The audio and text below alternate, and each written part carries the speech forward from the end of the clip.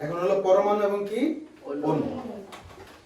পরমাণু মনে রাখবা পরম একা, পরম একা। এই যে দেখো হাইড্রোজেন, অক্সিজেন, নাইট্রোজেন, ফ্লোরিন সবগুলা কি একা না? যদি একা থাকে তখন তাদেরকে বলা হয় পরমাণু। একা থাকলে কি? তো এখন পর্যন্ত পৃথিবীতে পরমাণু আছে 118টি। 118টি। যার মধ্যে থেকে 98টি প্রাকৃতিক। প্রাকৃতিক মানে কি? প্রকৃতি। প্রকৃতিতে আগে থেকে আছে, যেগুলো আল্লাহ সৃষ্টি করে রাখছে। আর 20টা যে কৃত্রিম।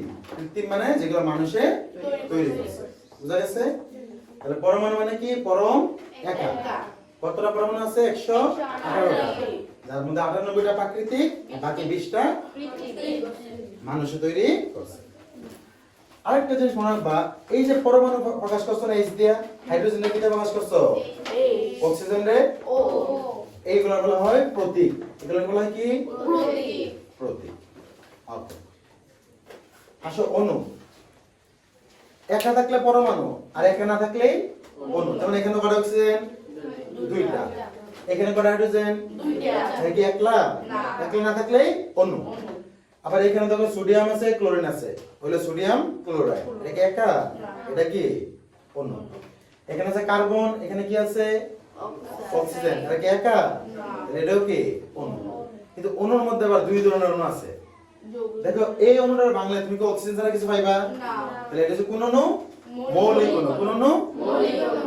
আর এই যে কার্বন ডাই অক্সাইড, এই কার্বন ডাই অক্সাইড যদি বিভাজন করি, আমি কার্বন পাবো একটা, অক্সিজেন পাবো কয়টা? দুইটা। তাহলে হে কি একলা আছে না অনেকজন মিললা আছে? তাহলে অণু না? এখন হলো মৌলিক অণু না যৌগিক অণু? তারা ভাঙার পরে কি একটা জিনিস পেয়েছে না অনেকগুলো জিনিস? একই রকম না ভিন্ন রকম? তাহলে সে হচ্ছে যৌগিক অণু। কোন অণু? যৌগিক। যেমন একটা জিনিস দেখো এখানে, আমি যদি লিখি পানি, H2O, H2O, এখানে সে কি একলা? না। তাহলে এসে অণু না পরমাণু?